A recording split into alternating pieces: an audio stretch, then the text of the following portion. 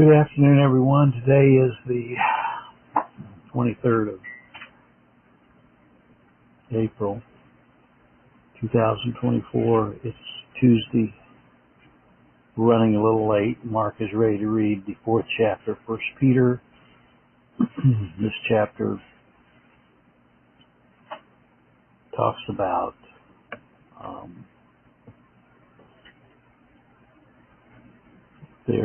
the Gentiles, how they used to walk in lasciviousness, lust, excessive wine, revelings, banquetings, and abominable idolatries. And then he goes on to say that the end of all things is at hand. Well, if the end of all things was at hand back there when Peter was preaching, how much closer is the end of all things now? He also says, whenever anyone speaks, let him speak as the oracles of God. And he says, Beloved, think it not strange concerning the fiery trial which is to try you, as though something strange happened unto you. And he says, we're going to be partakers of Christ's sufferings, and will be reproached for the name of Christ.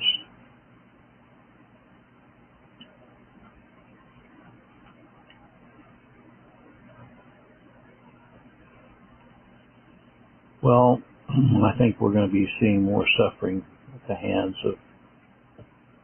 of the reprobate wicked as time comes nearer to a close myself. I'll turn this over to Mark and have him read this chapter.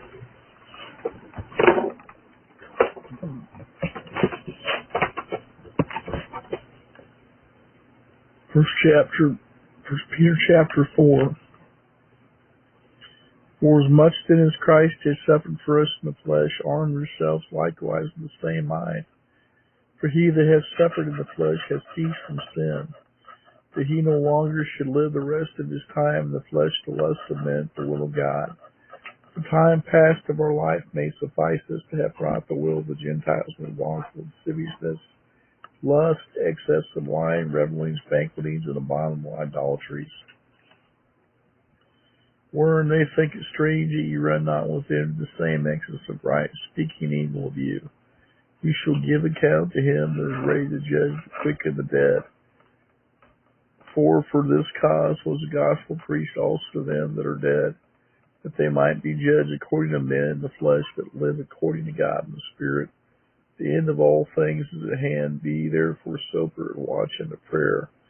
And above all things have fervent charity among yourselves, for charity shall cover the multitude of sins. Use hospitality one to another without grudging. As every man hath received the gift, even so minister the same one to another as good stewards of the manifold grace of God. If any man speak, let him speak as oracles, but if any man speak, let him speak as oracles of God.